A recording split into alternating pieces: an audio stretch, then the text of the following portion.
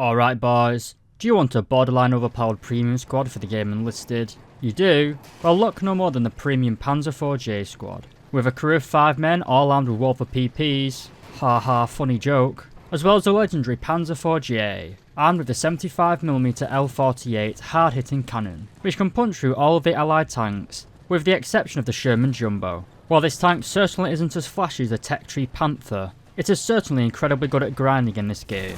But is it worth its incredibly high price tag of €45? Hopefully we're going to try to answer that in this video. But hi, I'm SAKO Sniper. I make review videos for War Thunder Enlisted, and if you enjoy this video, please do consider leaving a like and subscribing. But first, let's explain what a premium pack is. In War Thunder, you have a premium vehicle which has a rank and battle rating. The rank of the premium determines what you can unlock with this vehicle, and the battle rating obviously determines which battles you're fighting. That's different in Enlisted. In Enlisted, you have campaigns, as well as the Allied or Axis teams. If you purchase a premium squad on the Allied team, in say the invasion of Normandy, you can only use this premium squad on the Allied team in the Battle of Normandy. You will not be able to use this squad in any of the other campaigns currently in Enlisted. This means if you want a premium squad in at least all the battles you fight in, you'd have to purchase at least 8 different premium squads. There's 4 campaigns and 2 sides per campaign for a total of 8 squads. Premium squads are also very expensive. If you wanted to purchase 8 of them, you'd basically be like Britain at the end of 1945, broke as fuck. But hopefully in this video, we'll cover whether it's worth purchasing this squad. Some premium squads in Enlisted are a little bit hit and miss. Some of them are just for killing, some of them give you tools on the battlefield, and some of them, like this premium squad, give you access to a pretty powerful vehicle.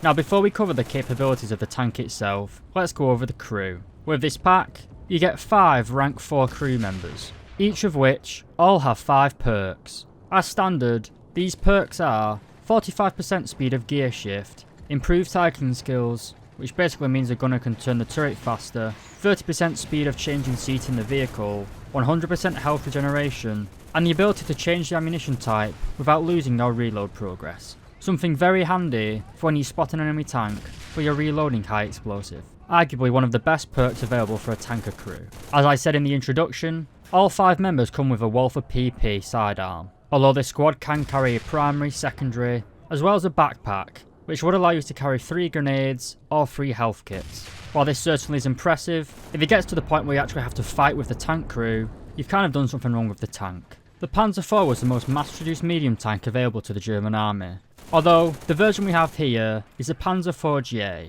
This is a late war production, when Germany was basically in its death throes. As a result, the Panzer 4J was quite a poor variant of this vehicle. For example, it had its horizontal traverse motor removed, meaning the crew had to hand crank the turret. As a result, in-game, the turret traverse is pretty bad. While this isn't too bad if you stay at long range and snipe enemies, if infantry get close to you they can easily swarm you, as you just can't swing that turret around to kill them. While this is a problem for all tanks in Enlisted, and in real life, I'd say that in Enlisted, getting rushed by infantry is far bigger threat than enemy tanks. In fact, most enemy tanks aren't really that much of an issue in this vehicle. This is mainly down to the 75mm KWK-40 L48 cannon. You can carry 87 rounds of ammunition, which is split between high explosive and armor-piercing capped ballistic cap ammunition. If you are familiar with the Panzer IVs in War Thunder, you'll know that they are infamous for their guns, and it's no different in Enlisted.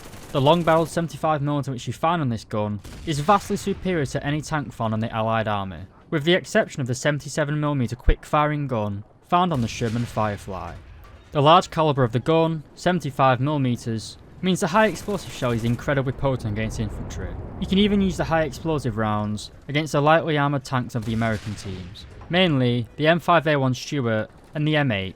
And when you encounter heavier enemy units, mainly the M4A2 Shermans, you have that great APC-BC round. Just like in War Thunder, in Enlisted, this 75mm armour piercing round has high explosive filler inside of it, which does massive post-penetration damage, usually one-shotting an enemy tank if you hit centre of mass.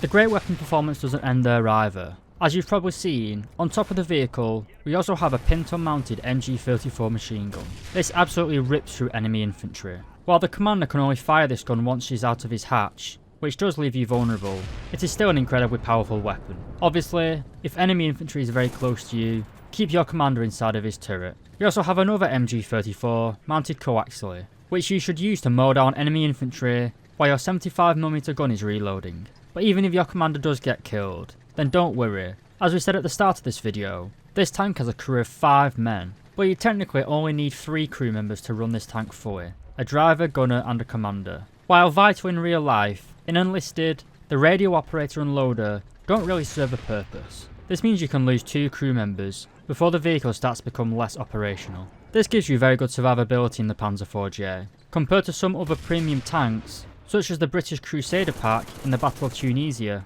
That tank only has a crew of 3 men. If your commander gets shot out or sniped, you are basically limited to the gunner's sight. This results in you having terrible situational awareness and leaves you incredibly vulnerable to enemy infantry. Speaking of vulnerability, let's cover the armour of the Panzer IV-J, arguably one of its weakest features. Both the upper and lower frontal plates of this tank are 80mm in thickness. While this frontal armour won't save you from anything better than the M4A2 Sherman, it'll certainly protect you from those pesky little Stuarts, as well as enemy Piats. The frontal turret armour is a little bit less, at 50mm. This is one of the major weak spots of the tank, as even the lighter American tanks can penetrate this spot. So while your 75mm cannon can end them in one shot, you are not immune to enemy tanks, especially if they are a good shot and know what they're doing. The side of the turret is also protected what we call in Britain bazooka plates. The bazooka plate name is a post-war invention though, and these plates mounted on the side of the turret was to give additional protection against anti-tank rifles, as well as accidentally giving you better protection against shaped charge ammunition, again such as the Piat. Notably however, the side of the hull does not receive these bazooka plates. So we've covered the strengths and the weaknesses of the Panzer IV-J, but is it worth picking up? Well, there is certainly no denying that the Panzer IV-J squad is very powerful in the War Thunder. The main gun is very strong, and so are the 2 MG34 guns. You could argue that the reload rate on this tank is quite bad compared to the American quick-firing but shorter barreled 75mm, but I think the additional firepower more than makes up for this, especially the large splash radius on the high explosive shells fired from this German gun. And that really is the main purpose of tanks in Enlisted. It's not to kill enemy tanks, but to basically mow down enemy infantry units, which the 75mm high explosive and MG34 make very easy.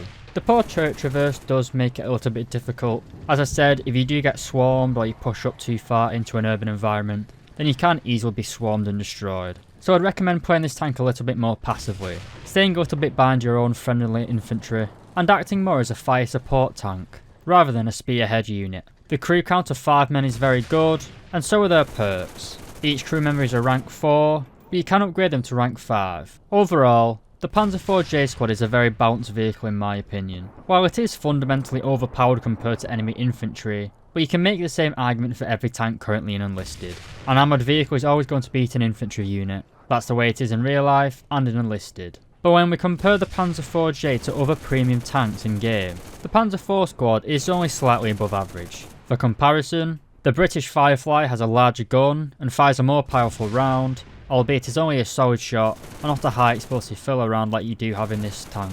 You then also have the premium Sherman Jumbo tank, which we covered in the last episode, which has the same mobility, a lot better armour, and a lot shorter 75mm gun. The Jumbo performs worse against enemy tanks, but it still has very good splash damage with its high explosive round, and both the Jumbo and the Firefly have 50 caliber pintle mounted guns, compared to your 7.62mm MG34. Overall though, I think it is rather redundant comparing the tanks of the Allied and Axis teams. Both sides have different strengths and weaknesses, both in their premiums and their tech tree squads. The German tanks have high power guns with light armour, and the Allied teams have good armour and rather average guns, so the firepower and armour kind of evens out on both sides. I feel fairly confident in saying that the American Jumbo tank is by far the most overpowered premium currently in Enlisted, and performs far better than the Panzer IV-J at the minute. You can just reliably bounce incoming shells with your armour in the Jumbo, which you really can't in the Panzer IV. While the Jumbo's gun isn't amazing, at least compared to the Panzer IV, the short-barreled 75mm can still punch through the Panzer IV's armour, whereas your long-barreled 75 will struggle to penetrate the Jumbos. Both tanks cost the same price, €45. So if you're only going to buy one of those vehicles, I'd recommend buying the American Jumbo. But if you want an excellent tank for grinding out the German tech tree in the Normandy campaign, then the Panzer IV-J is a very good premium indeed. While again, I think the American Jumbo squad is by far a better premium, at least for this campaign, I'd still recommend picking up the Panzer IV-J if you have the money and actually, you know, want to grind out the German tree. It makes grinding very easy, it's got good performance, and apart from the very steep price, it's a great all-round tank. As always lads, thank you very much for watching. Like I said at the start of the video, if you enjoyed this, please do consider leaving a like and subscribing, and thank you very much for watching.